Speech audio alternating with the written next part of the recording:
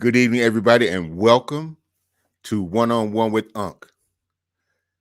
Tonight, my guest is an author, a playwright, a mother, a life coach, and I just found out also that she is an executive producer for another show. So I'm going to talk about that and her life and the book that she has written. It is called Everything Grows in the Valley. So without further ado, I bring you Miss Diana N. Patterson. Good evening. Good Good evening, Unc. evening. How are Good. you? I'm doing well. How are you? Blessed. I'm so honored to be with you this evening. And it is also an honor to have you. I thank you so much for sharing, willing to share your story with us. And I haven't read the book, but I've seen some of the excerpts doing my research. Oh Okay. my goodness, and it sounds phenomenal. Thank So you. I'm gonna I'll have see. to get you a copy. Oh, okay. Well, thank you, Yes, I will make sure I thank do you, that. thank you so much. Now we're gonna just dive in and tell Okay. everybody a little bit about yourself. Oh my goodness. Where do I begin? I hate when people ask me that question because they think I'm crazy because I wear so many hats. It's okay. Um, well, first thing, what I'm most proud of is that I'm a mother of four beautiful daughters, ages 40, 35, 32, and 27. And I have three amazing grandchildren. And now my two youngest daughters are finally blessing me with two more grandchildren. So I Ah, have two on the way. And I do ask the audience to forgive me. I'm just getting over a little bit of pneumonia. So if I have a little bit of coughing, that's why. um, so that's first and foremost. Definitely the most proud aspect of my life is being a mother and a grandmother. But I'm also I call it my side gig because of all the things I do. But my day job is I am a trainer for the Department of Family and Protective Services, Child Protective Services, oh, DPS here in the okay. state of Texas. I started off in investigations for 4.5 years, and then I was an FBSS, which is Family Based Safety Services Supervisor for 2.5 years, and now I train all levels of administration from entry level all the way up. So, with courses that they need for ongoing continuing education, and of course those that come in the training they need to work the field and protect the children of the state of Texas. I'm a child advocate. I'm an author, a playwright, producer. I'm also the executive producer of the Cam Hill Show. I have a new foundation called Dnp Life Foundation, where my what I aspire to do is really empower women to really elevate themselves and see themselves for who they are and who they were created to be by our wonderful Creator. You know, we all have such a divine purpose. I always say, Earth is not our home; it's our assignment. And I want to make sure that I help these women get on their assignments. So I want to empower women through that platform and help as many children and mothers as possible and families in general, because we don't want to leave our men out because they are the anchor. So there's just a lot of work to be done. And I'm working hard to try to get there. Okay. Well, yes, you do wear quite a few Yeah. hats. Um, you went through a whole litany of things, and I'm trying to figure out which one I want to delve into. The book is really eating at me, but I'm trying to hold off on that just Okay. for a little while. Okay. The in child protective services, that has to be. I think that's where your passion is, Yes. the Yes. kids, the Yes. children, and I think that it's important, especially because they're vulnerable.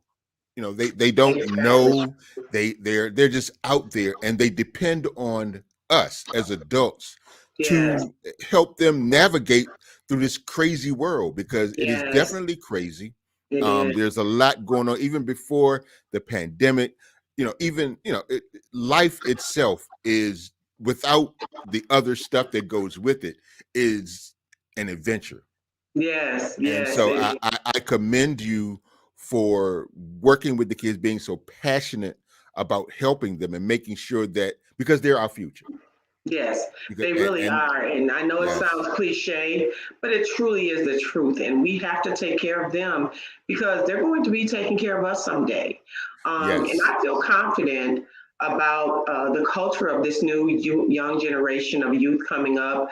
They're very socially conscious. They want to make a difference, they want to matter. And a lot of them are using their platforms to do amazing things. I know we hear a lot in the media about things that aren't going right with our youth, but take it from someone that's out there in the field with them. They're amazing and they're doing lots of amazing things. And I'm actually excited about this next generation and how they can cultivate change. So yeah, something I love to do. I started off, in fact, before all of this. I'm from Wisconsin, and I owned a preschool in Wisconsin for 26 years. So you can imagine wow, going from a platform or a business where I poured into children and educated them and cultivated them to be leaders into seeing abuse and how horrible and horrific some of these situations are for these children. It was very difficult for me, that transition. In my first year in, I wasn't sure if I really wanted to do it just because there was so much more I thought I wanted to do and couldn't do because you can only do so much, right? yes, But just yes, what I did was I really listened to what I felt God was using the universe to tell me is that you are one person that can make a difference. And I'm one of those people, I'm tenacious. So you tell me I can't do something, that's just going to make me go harder. So yeah, I said, you yes. know what? If I can't change or save but one child, and we've saved many, Hmm. we always have those ones, there's always those ones you don't get to them Yeah, fast enough, you and can't that's help them all. unfortunate. Yeah, you can't help them all, but you do the best you can with what you have. Yes, yes. I love kids, but Yeah. I can't imagine working in a daycare. I mean, little owning one and actually working in one with. I mean, because I know my had three kids, and watching them grow up was amazing, and seeing how they are now. But Hmm. to be in, I know how I was as a child Right. in a room full of children. And I, Right. I look back at the teachers and I'm like, wow. Well, so, we were so licensed for 85 and we were at capacity. And, I had, there was just, we learned, I'm going to say this. I've learned a lot in my lifetime, Unc, but I can honestly tell you that I probably learned more from any child than I've learned from any adult, any yeah, collegiate education. When I tell you children just get it, they have no hidden agendas. nope. They're just here.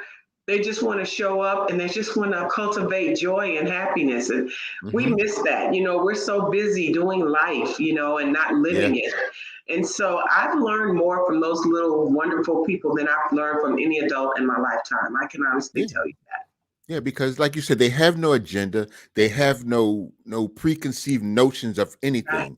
All Right. they know is what they see, and they are sponges. And They that's something else are. that we forget is that they're sponges, Mhm. and as we say and do, they watch and they listen, and they may not say anything, but they're Mhm. listening, they're watching. So these are the habits that they pick up. And Yes. sometimes you'll hear a kid.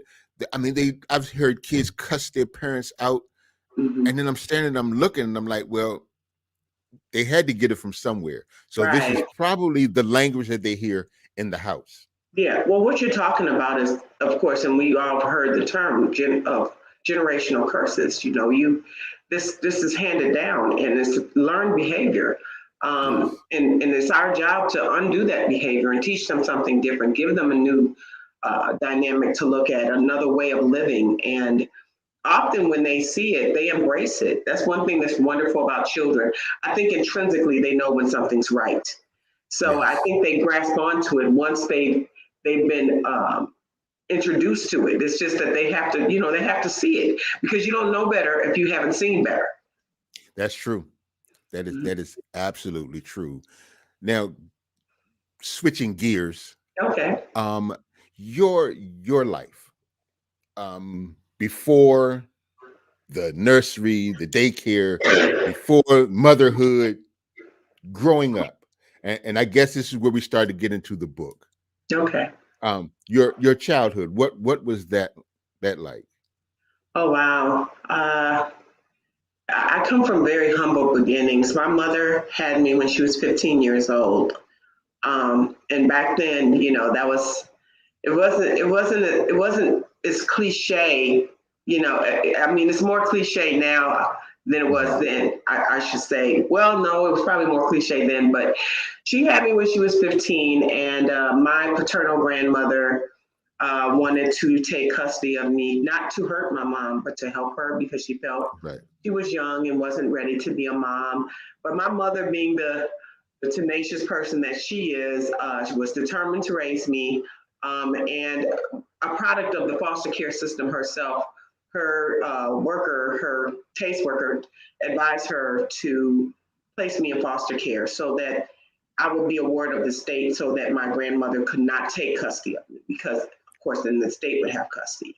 Right. Um, I talk about this the very first chapter in my book. So I was in foster care when I was 3 and 4 years old, and um, I was molested in that foster home by, I don't know for sure how old he was, but just thinking back, it seems he might have been around 13 or 14 years old, my foster brother, Ricky.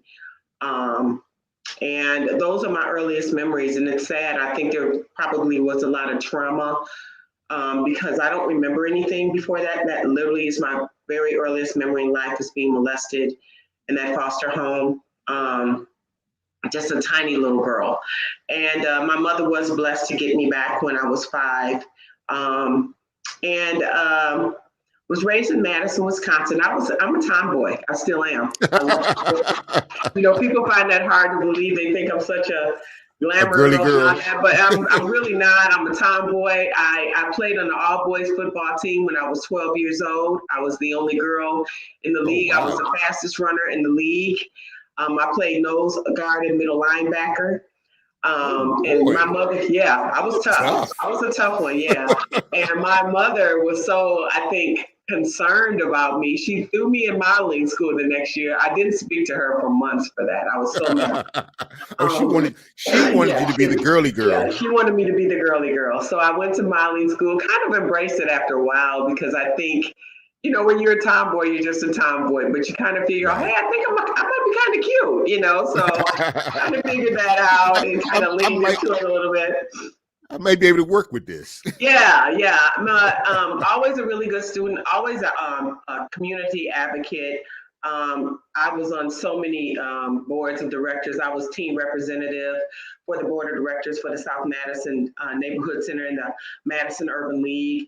I was also the president of the teen council. I was president of the Human Relations Club at our school. I mean, I was doing a lot. And I had my daughter when I was 16 years old. And Mm, the funny thing is, instead of going backwards, it just made me go harder because I knew I wasn't going to be with her father. He was abusive. I talk about that in the book. I was 15 years old being physically abused by him, and I did get away from that relationship. He tried to uh, uh, jump on me when I was pregnant with her. And that was that surreal moment where kind of like, wow, it's bad enough you don't care about me, but now you don't even care about our unborn child.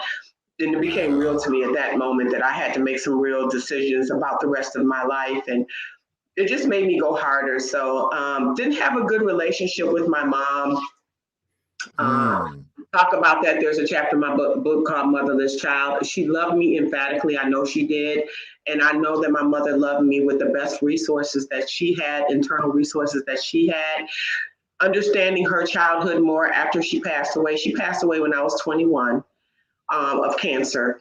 She was 37. And that oh, was tough because we finally started to communicate, and I felt that nurturing, loving mother daughter relationship with her.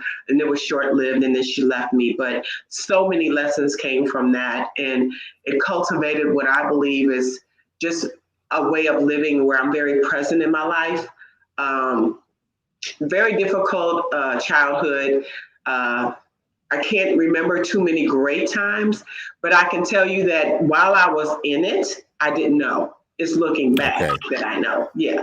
So I Okay. think I'm resilient in that I made it what it needed to be to get through it. And at that time going through it, it didn't seem so bad. But looking back, I'm like, I don't know how I did it. Yeah. Yeah. Yeah. And that's usually the case. Yeah. After you go through something, as you're going through it, it's kind of like, you got the blinders on, and it's Yeah. like, okay, I'm doing this. I got to figure out, I don't have time to figure out why. I just need to try to figure out how to get out of this and get through this. And then once you Exactly. get through it, you look back and you're like, wow, Yeah. A I lot of I did trauma. this. Yeah, a lot of trauma. And in fact, one of the things that inspired me to be a life coach, which is one of the things I forgot to mention I do, I'm a certified life coach, and was just dealing with my own trauma, and realizing the power of healing, Mhm. really healing your heart, meeting yourself where you're at and your ability to see yourself where you are and how empowering that is. Um, so that's something else that I definitely, and I've been one, I think, my whole life. I was always that kid with the peers that everybody came to for advice, and as I grew up, I just kept going. And I think at some point the light bulb came on and said, you need to be either a therapist or a life coach. But I didn't want to be a therapist, so I chose to be a life coach. you know like, I often wonder, you know I'm sure that the therapists need therapists, Yeah. because you have to be able to, you know you're intaking all of this information from Yes. other people about all the things that are going on in their life, Hmm. and you can't just let it bounce off you, because then you can't offer them guidance or help, or even understand what they're doing. So you have to Yeah. take all this stuff in. So Hmm. I gather they have to go somewhere where they can. I mean, Yeah. The I had coach thought needs a coach. about doing that. Yeah, Huh? the coach definitely needs a coach. In fact, Yeah. right now in my life, at 57 years old, I am doing the life work of healing my inner child. I've been Okay. ignoring her for years. She's been showing up having some tantrums lately, and and not out loud, but internal tantrums. And I'm Right. very self aware. And at some point, I kind of had that self talk and said, you gonna deal with her, or she gonna run your life. So Oh I'm yeah. actually going through this process now of really dealing with my inner child. And Okay. that healing is beautiful. It's tough because you got to go back and deal with some real ugly stuff, but Yes. it's necessary work. Yes. Because in order for you to help others, you have to understand you, and Yes, why this happened. Now exactly. you may not always find out why it happened, Hmm. but get some idea of what was going on, and so Exactly. that you can rationalize it and understand it, and then just understand that it's there, and you have to forgive the people that did it. And what sometimes people don't understand is that forgiveness isn't for them. Forgiveness No, is for you, it really because you is. you yeah, you have to, because you have to have a peace of mind. Yes. And holding on to anger and resentment is Hmm. like, I've read a quote where it's like drinking poison and It waiting is. for the other person to die. I mean, you're Yes, sitting it there, is. you're fuming, and you're Hmm. mad, and every time you see them, they're like, and but they aren't losing any sleep. They're going through their life like, you know, Yeah, and they've moved so you, on and they're yeah, good, and you're harboring that hatred, and I do believe it manifests physically in ways and shows up in it our body, does, it and it does. impacts our health and our well-being. So it's very important that we deal with it. Absolutely. Yes. Yeah, I learned that when I was going through my bout with COVID, and I was in the hospital, and I, I was there for 5 days. The first 2 days, I was angry. I was angry Hmm. of the way that I contracted COVID, and it, I'm in there, and I'm angry, and I don't feel like I'm getting any better. So Hmm. I was laying in the bed, and all of a sudden, I just start crying, and Hmm. I was boohooing, and I realized that I had to let that go. You have to let it You know, go, and it was I had coming to out. let it go. It Yeah, had to come and then out. and It then had to. as I let that go, I started to heal. Hmm. I'm like, okay, Mm-hmm. That was the problem. So I tell anybody, if you're angry at somebody for doing something, it's not like you're forgetting, but you have to forgive them. And You there is have a to difference. just, And I think a lot yes. of people misconstrue what forgiveness is. I think, first of all, you have to understand what it is. And it's really a release and a letting go of something that is holding you back, Hmm. right? And when we're Yes. able to do that, we're able to proceed with our lives and live so authentically out loud and just enjoy in peace. And there's Hmm. nothing in this world more valuable than peace. Nothing. If I couldn't even put a price on it. That is No, you so, can't. yeah, You can't. You yeah, Peace yeah. of mind is the Ooh, come most on. the oh my goodness, the most valuable thing that does not have a price. Yes. I mean, you're like, because when you can just sit and not, when you can walk in a room and not care what other people are saying about you, what they think about you, or Mhm, you're just like, you know what? So what? I don't mhm. care. I'm good. Right. I'm That's good over it. here. That's it. Now, you said that when your mother passed, during that time when you all started to get that bond a little bit, Mhm, did you have a chance to talk to her about growing up, why you felt the way that you did about her, that she didn't love you, but I mean, you knew that she did, but you mhm. probably just didn't feel like Right. she did. No, and I do talk about that in my book because, her birthday's in a couple of days, so forgive me if I get a little emotional. It's okay. Um, it wasn't about me at that moment.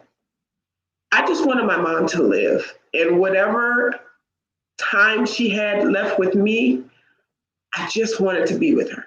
It wasn't about me. And I didn't want to make it about me because there was some level of peace that God gave me that assured me that whatever the issues were when I was young, it wasn't that she didn't love me.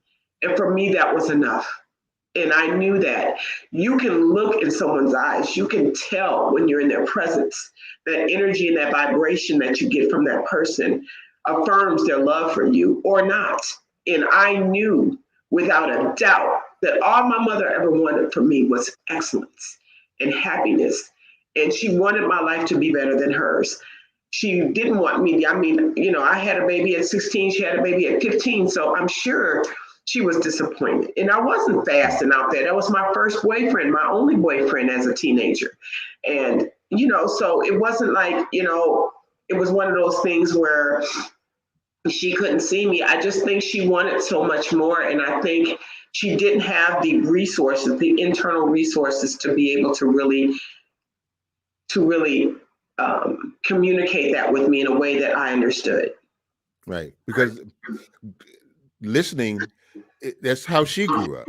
Yeah, She didn't have, so she taught you the best she knew how to teach you, yeah, exactly. lessons that she learned. And I think that's what happens, is that, if you don't have the proper tools, Hmm. then, and you don't know, then you just don't know. And Just don't know. yeah, and it's not anybody's fault. No. You just don't know. But as you got older, um, you somebody came along and said, "Hey, you know what? It- You're not doing this. You need Hmm. to try this." Yeah. And you start to see other people, because sometimes our pride won't let us look at Ooh, other people and that say, ego, honey. oh yeah, Ego. you're like, Yeah. oh nah, I ain't do. Hmm. What you mean? What you mean? I no, no, no, no, no. I'm not doing that. Yeah. Just because so and so did it. But once Exactly. you decide that, hey, you know what, this don't feel right, Hmm. and how did that affect your relationship with your daughters? Well, I definitely say each generation should get better.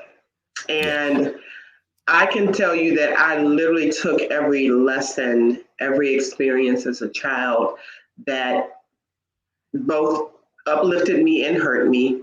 And I used that to kind of um, foster what type of parent I wanted to be with my children. I didn't always get it right, but I sure did my best. And Right. I did pretty good, I think. When I look at how they turned out, I'd say I did excellent. But I think some of it was, I don't want to give myself too much credit, just the resilience of being able to push through difficult times that we shared as a family. Right. It's always the perils of brokenness that I think that really excavate greatness. And my daughters have been able to do the same thing I did. I think they took those tools that their father and I instilled within them, and they allowed them to really help them to become the best version of themselves. So I definitely took those things that I like. I didn't feel I had a voice as a child. My mother was one of Okay. those, and she will pop you in your mouth. You just Mm-hmm. don't talk, just be quiet. Children should be seen and Yeah, not heard. not heard. And if she was going off on me and I didn't do something, I just took the hit, because if I tried to tell her I didn't do it, I was going to get popped in the mouth. And so one of the things that was important with me with my children was that they did have a voice. But I always told them, it's not what you say, it's how you say it and when you say it. Don't talk to Mm-hmm. me while I'm mad, because we don't know how that might turn out. Exactly. Yeah, so I definitely wanted them to have a voice. Me and my ex-husband, we had differences in how we parented our children. That was some of the issues why, we ended up getting a divorce. I mean, we were very different. We were kind of almost like night and day. I don't know how we missed that dating, but the things that I wanted for them and the things he wanted for them were different in some ways. We definitely were definitely the same in some ways. So I don't want to say everything was different, but in terms of discipline and different things, we were very different. And I just wanted my daughters to know, I wanted to support everything that they wanted to do. But I was somewhat of a control freak. And I think, and I'll admit that. And I also think that because I was molested as a child, I was very overly protective. Yeah, and that makes protective. Yeah, I that didn't makes let my sense. children. Yeah, I didn't let them go spend the night anywhere. If their friends wanted, they could come to my house. But I had a lot of parents mad at me because they were like, "Well, I always let my daughter stay at your house. Yeah, that's great, but my daughter's not coming to your house." And Yeah. never wanted to talk about it, but that was really the reason behind it. So that was a surreal moment, was when my daughters read my book, because there was so much in my life that I never discussed with them. And they cried, all of them. They said, "Mom, everything that I didn't understand about you makes sense now that I read the book." Yeah. Everything. Like there were so many things that it's like, why is my mom like this? And now it's like, oh my gosh. And they just love me so much more. It deepened our relationship. Yeah, because they when as parents, we discipline them, or we say certain things, or we ask them not to do certain things, or we and they don't understand why. Right. And they don't understand that they didn't understand that mom went through all these things growing up, and all she ever wants to do is protect us. But they didn't understand that until they read the book. And then I'm quite sure that as they were reading, the light bulbs just started to go bling, bling, bling, like, oh, okay. And so that will probably help them, because like you said, each generation should get better. So now you have given them tools and information so that when as they're growing, and I don't care how old you get, you're still learning. Yes. I'll be 60 in March, Wow. and I'm still learning. Yeah. And I learn from everybody. My Well, life youngest is our son, greatest teacher. We know this, right? yeah, my youngest son, he teaches me things, and we'll talk, and he's like, "Dad, this," and I'm like, you know what? Now the student has become the teacher, and the teacher has become the The student. student, and they And become our parents. Because I yes, have 4 mamas. I feel like my I know you feel my pain. You feel my pain. that's my daughter. My daughter, she's the only girl, and she's my mother, the boy's mother. She's my wife's mother. Yeah. And she don't play about none of us. I mean, she will. I mean, she. Can you imagine having 4 of them? Oh goodness, no. Yeah, I have 4. No. It's bananas. And I'm single. I'm not dating. And I She's haven't 4. dated in 8 years. So I mean, when I tell you they're like crazy when it comes to if I go somewhere, or if they see a Where you guy going, approach Mom? me, or Oh yeah. Who is that? yeah. Who is that? What do you want? So I just don't even entertain the thought. I'm so happy being single. I don't want to be bothered, because I got 4 crazy people that's gonna run them right away anyway. Yep. Yeah, Yeah. you already know that if you Yes. ever want to date anybody, it's got to be top secret classified. Oh, for until I know, and I would, and that's kind of how I roll anyway. I mean, until I know for sure there's someone that is worth meeting my children, Yes, they wouldn't. Yeah. yes, yes. Now, the book. Okay. How did you the title? Mm. Now, I've heard the story, but Okay. I've heard it, but I love to hear you tell it because Okay. it is so it has meaning. So Right. if you could just explain how you came up with the title for the book. Okay. Well, the title "Everything Grows in the Valley" comes from an experience that I had years ago. I went on my first Tom Joyner cruise, actually, a fantastic Ah. voyage. We were supposed to port out of Mexico, and that was the year I think that swine flu, one of those Mm-hmm. flus came out, and they closed the ports of Mexico. So they had to completely reroute our trip. We ended up going up towards Canada. So the young lady, on a cruise, you pay double occupancy. If you're going to be by yourself, you still have to pay for two people. So Right. they have this list of folks that's looking for roommates. So I met this young lady, well, I should say young lady, older lady, and we were roommates. And we took some time to get to know each other before the cruise. So we, kind of know some things about each other. And one of the things I told her, she was an Army brat, so she'd been traveling her whole life. And I was completely the opposite. I had never really traveled. So I told Right. her I'd never seen the mountains and I wanted to see a mountain. And she was like, "Oh, you gotta, when we go to, California, maybe you'll be able to see something there." But we were coming into the port that morning, up in the canal in Victoria, British Columbia, and I was asleep. And I heard Shirley screaming at the top of her lungs. She's like, "Diana, get out here! You got to see this." And I thought something was wrong. So, of course, I panic. Right. I get up, I go out to the balcony, and there, right in front of me, is my first visual experience of a mountain. And Wow. I literally was crying. I mean, I have never seen anything so beautiful and majestic in all my life. I mean, it demands your attention. And the first thing I did, because of course you hear people talk about mountains all the time, was I Mm-hmm. looked up. I gazed up at the top of the mountain because that's what everybody talks about. And I just remember I was looking up there and I was thinking, there's nothing up there. It's cold, it's barren. Like, I'm trying to figure out what why everybody's so Right. enthused about the top of the mountain because where our ship was, because you know how big ships are. We Mm-hmm. were right in front of the valley. And when I tell you there was so much beauty in that valley. There was foliage and streams and just the plants and the birds. And I just remember thinking, wow, why does the top of the mountain get all the glory? Yeah. Everything that makes this mountain beautiful is right here in the valley. And immediately in that moment, because I think deep like that, I'm one of those deep people, I Okay. started thinking about life. And I said, that's what we do. We're Mm-hmm. so busy trying to get up there to the top. Mm-hmm. We don't see the journey and embrace the journey that got us there, the Yep. valleys. Yep. And that's where the title came from, Everything Grows in a Valley, because it truly does. Our life experiences, those things that really cultivate greatness, that make us these amazing, resilient people, the Oprahs, the Tyler Perrys, the Steve Harveys. It's the brokenness. It's those moments Mm-hmm. in our life when we wanted to give up the most that really, really builds us up. So that's where that title comes from. Okay. That and that is true that everything does grow in the valley. It It's does. like it's like right here. And Yes. we're so busy rushing and trying to get Russian. to this place to that place that we forget to stop and smell the roses. Smell the You know, roses and just take it and all in and be yeah, present. and people start complaining.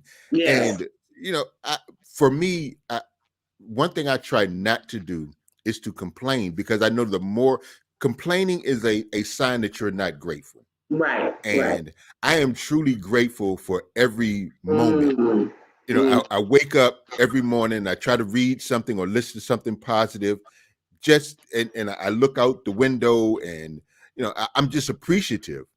Some people, they get up and they touch the floor and the floor is cold and they're complaining. They're complaining because Right. the water. Yeah. I'm like, you have a floor, you have a roof.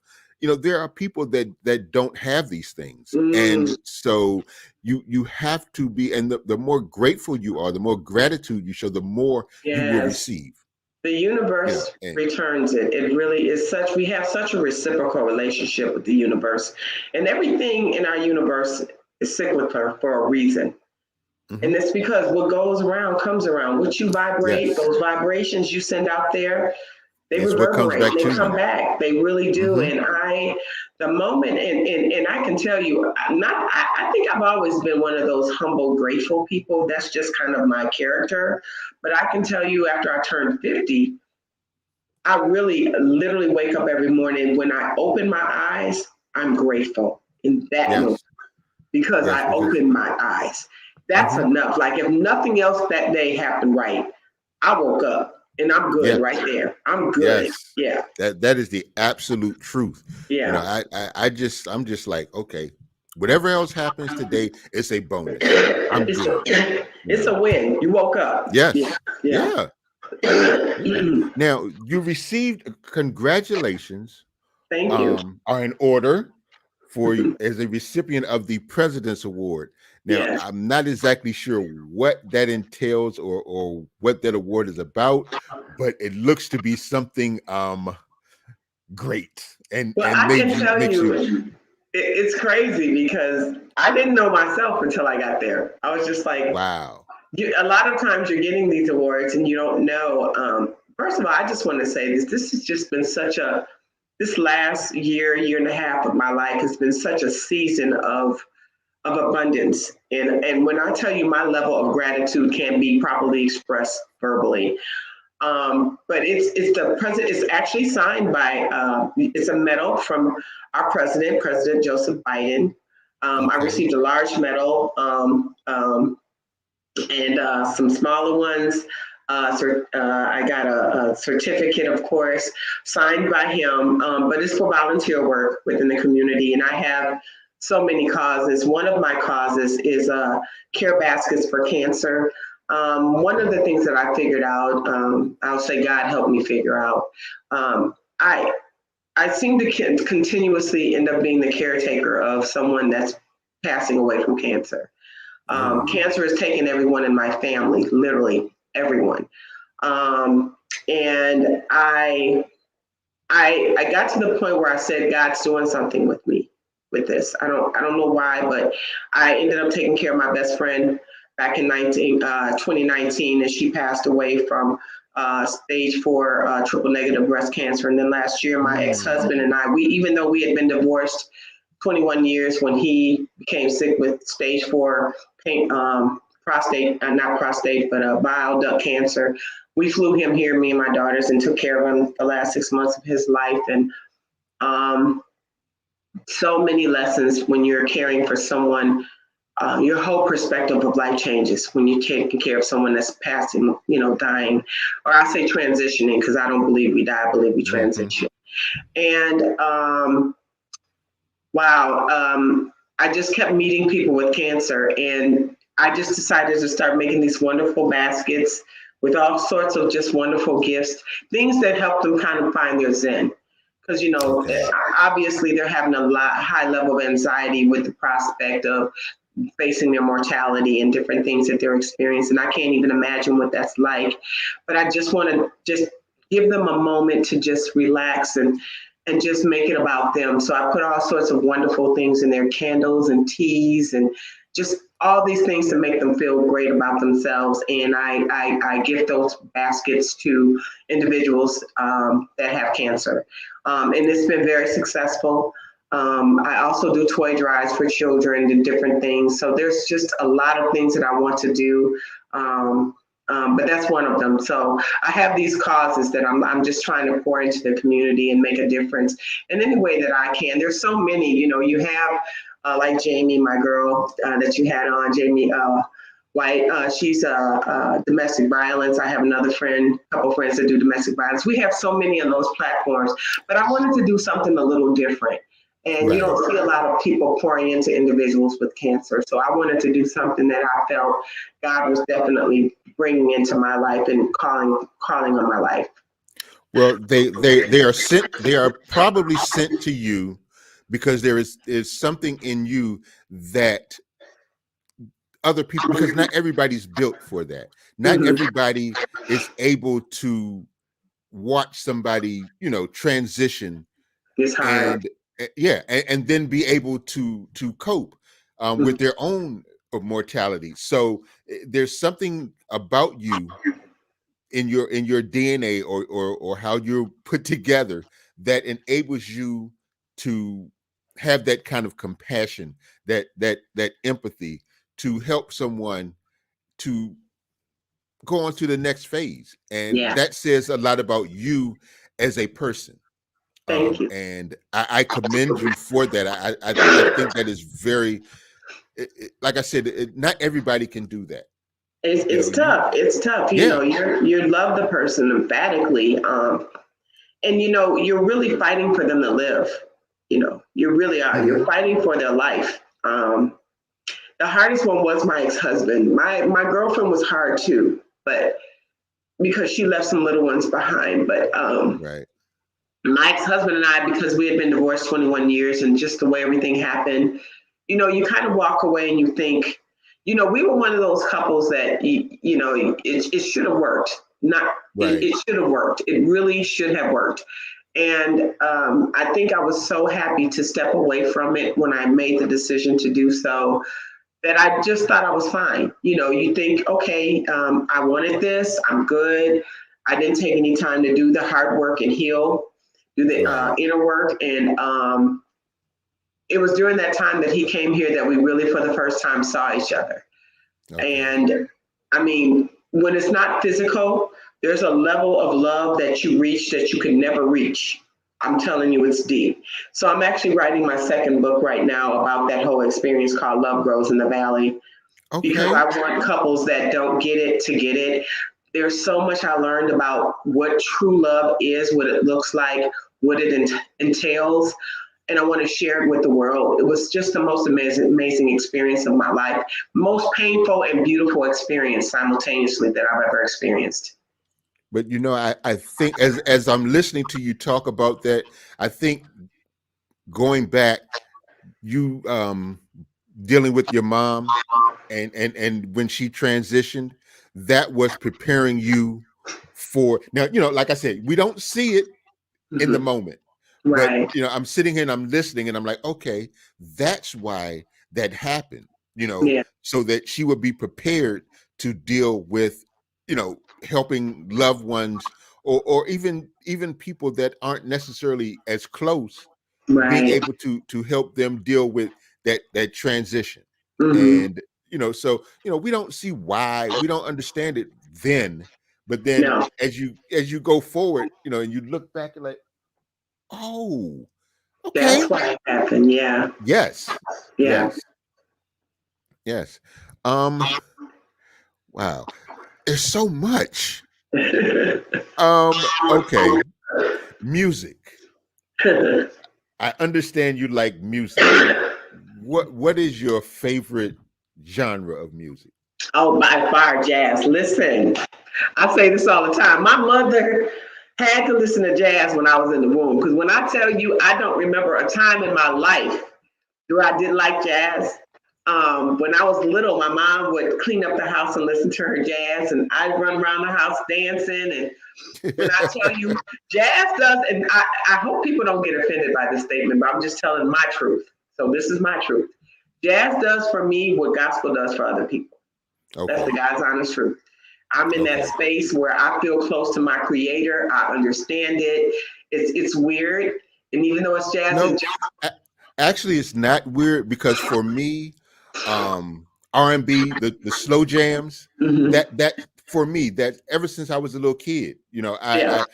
I was drawn to that. Now I like other music, but Mm-hmm. that's my thing, and that's uh, I get it. it Trust me. takes me there. Yes, Yeah, it does. Yeah. it takes me there, and I'm in my like I happy said, space. Yeah, I can yes, tell you that yes. I wake up in the morning to it. I listen to it all night and day. A perfect day for me, a perfect date, a perfect day, a perfect trip will be on a beautiful tropical island in front of a stage with all my favorites, the Gerald Albrights, the Brian Culbersons, the Marion Yes. Meadows,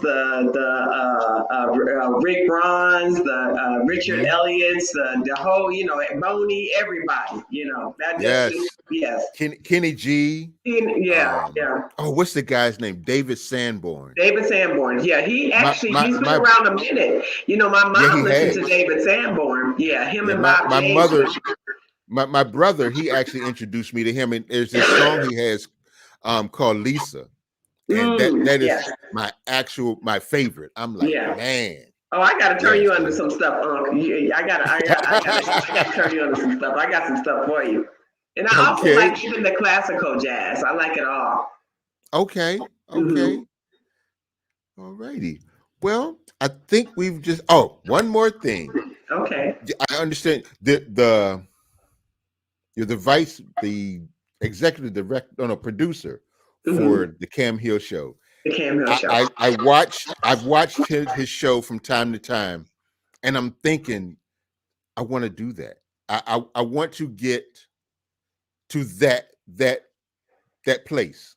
Hmm. And you know, you have to once the one thing I've learned is that you have to find the people that are doing what you're doing, Hmm.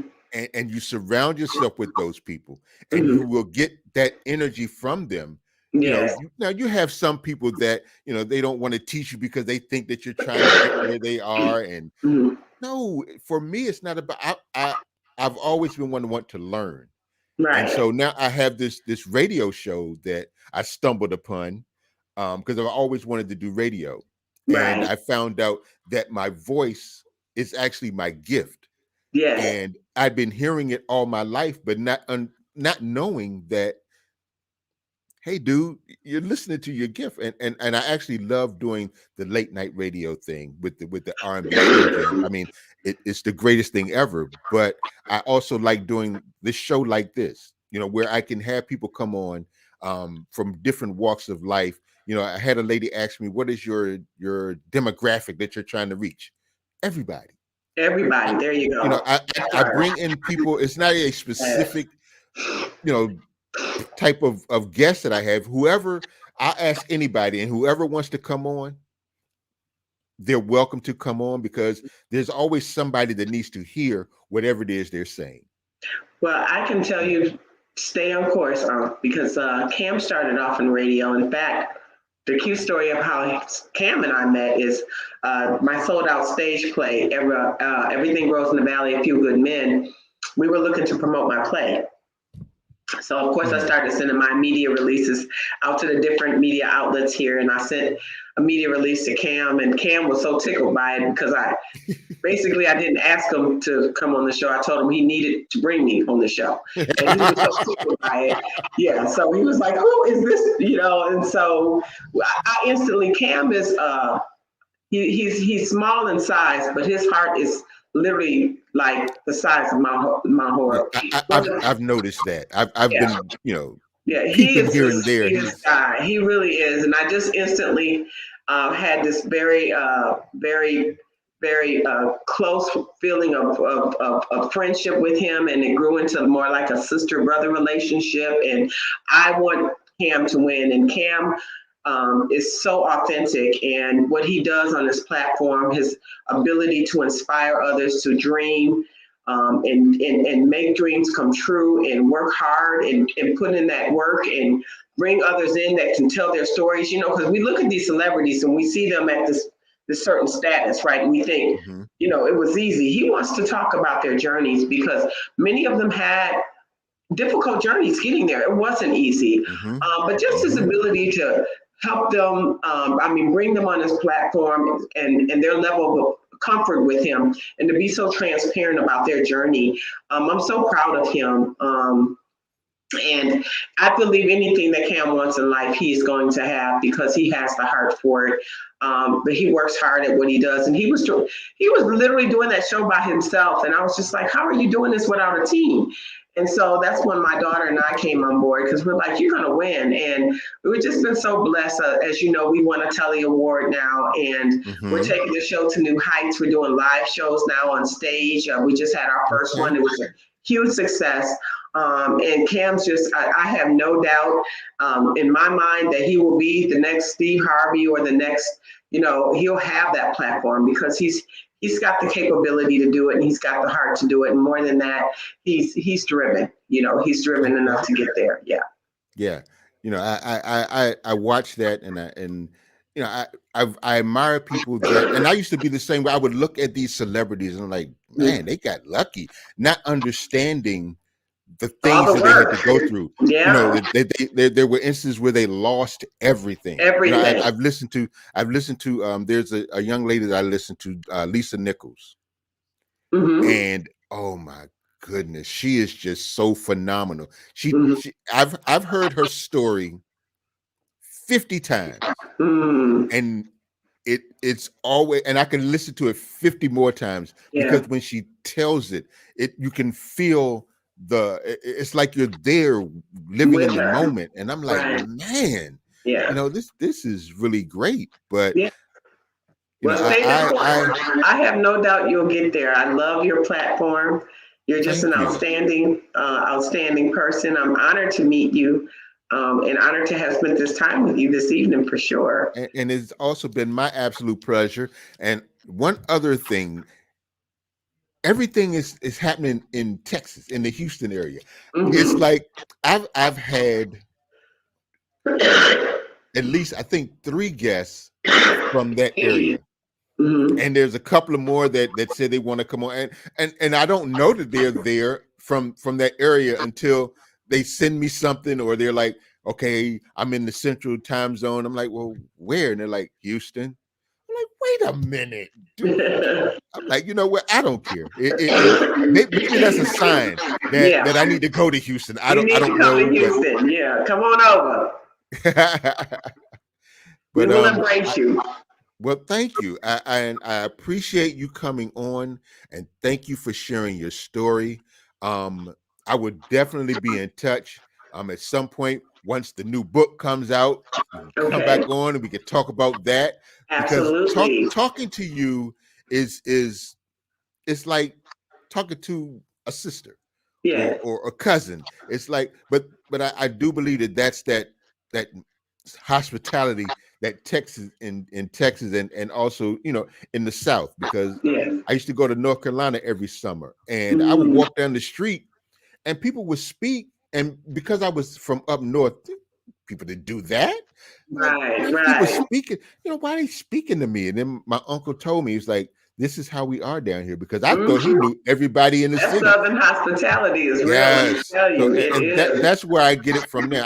I speak to everybody, men, Yeah, women, children, animals. I just, you sound like me now. it's just out of habit. And I also feel that sometimes you may speak to somebody, Hmm. and they're walking around feeling invisible, or like Yes, they don't exist. And say you that. speak to them, and they're like, wow, somebody saw me. It's not as Mm. bad as I thought. And I'm like, hey, I've done something. So, I agree. I agree. And there's the greatest gift we can ever give someone. I always say, when people ask me who I am or what I am, I say I'm a physical manifestation of love in action. exactly. And that's I really like what we that. are. That's really what we are. I mean, we were really brought here. Again, this is not our home; it's our assignment. And Hmm. the work that we must do must stem from the heart. And when we Yes. extend that love, and when we put it out there, you can't help but change lives and transform lives and touch Yep. lives. Yep. That exactly.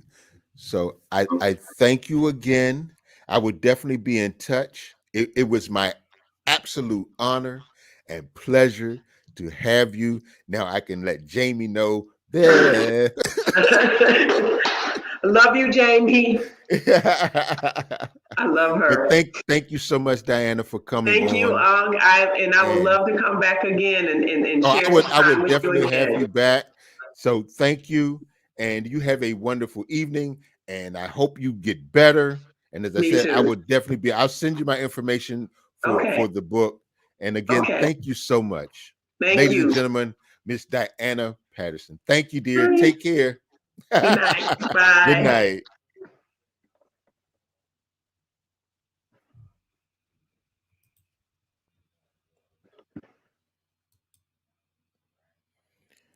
Well, ladies and gentlemen, thank you so much for joining us.